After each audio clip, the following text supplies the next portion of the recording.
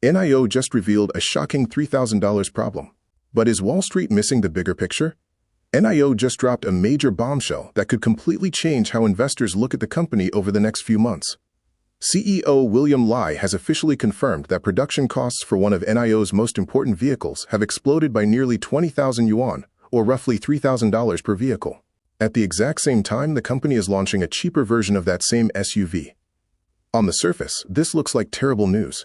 But what if this isn't the full story? Because while Wall Street is focusing on rising costs, NIO is quietly building something that could reshape its future profitability for years. We're breaking down all of the numbers, the hidden risks, and the opportunity that many investors may be overlooking. And if you enjoy uncovering the market-moving stories that Wall Street often ignores, make sure you're subscribed to the Daily Squeeze, because every day we break down the biggest catalysts before they become mainstream. Now let's get into it.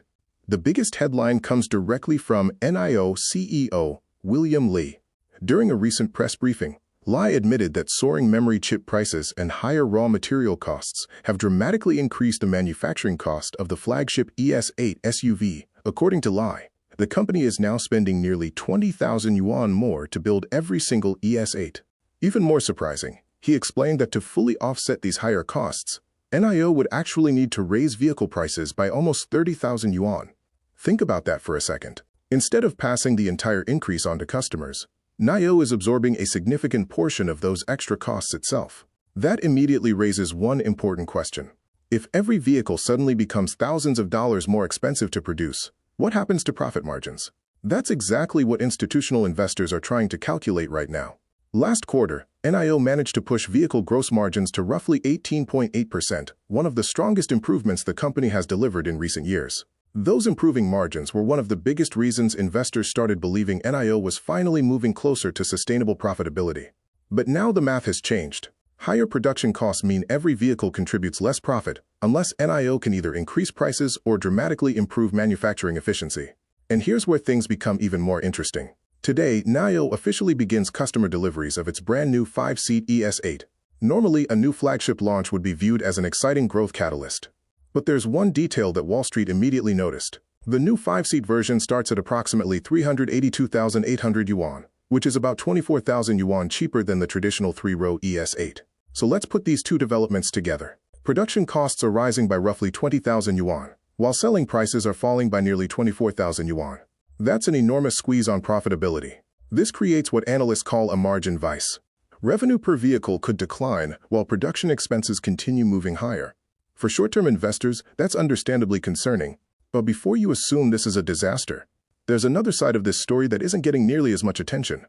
NIO isn't launching this vehicle simply to lower prices.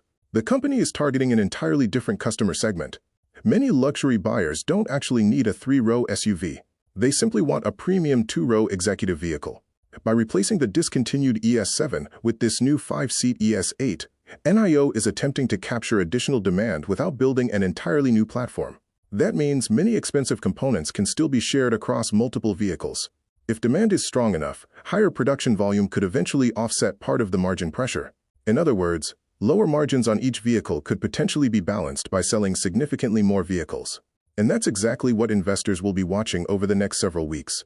Because if customer orders exceed expectations, today's concerns could quickly turn into tomorrow's bullish headlines.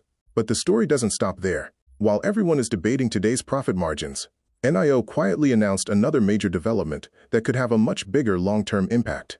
Government filings from Shanghai confirm that NIO has officially established a brand new battery research division, backed by approximately $14.7 million in initial investment. This isn't just another office building. The project includes 31 dedicated battery laboratories, a lithium-ion pilot production line, and facilities focused on next-generation solid-state battery technology. Why is that so important? Because batteries are one of the most expensive components inside every electric vehicle. The more control NIO has over battery development and production, the less dependent it becomes on outside suppliers. That matters because supplier costs are exactly what's hurting the company today.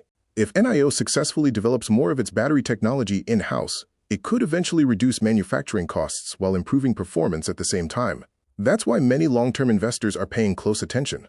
Yes, today's margins may face pressure, but management appears to be investing aggressively to solve those problems over the coming years. So investors now face two completely different timelines. In the short term, rising costs and lower selling prices could create pressure on quarterly earnings. But over the longer term, battery independence, stronger technology, and higher production efficiency could fundamentally improve NIO's business model. That's why the next few months could be so important. Wall Street will be watching every ES8 delivery, every margin update, and every earnings report, looking for signs that NIO can successfully balance growth with profitability. If management proves it can maintain strong demand while protecting margins, today's negative headlines could eventually become just another temporary speed bump. But if costs continue climbing faster than sales, investors should expect continued volatility. Either way, this is becoming one of the most important periods in NIO's turnaround story. Now I want to hear from you. Do you think Wall Street is overreacting to these higher production costs? Or is NIO's long-term battery strategy the bigger story that investors should really be focusing on? Let me know your thoughts down in the comments. If you enjoyed today's breakdown, don't forget to like the video, subscribe to the Daily Squeeze, and turn on notifications so you never miss the next market-moving update. Thanks for watching, and I'll see you in the next one.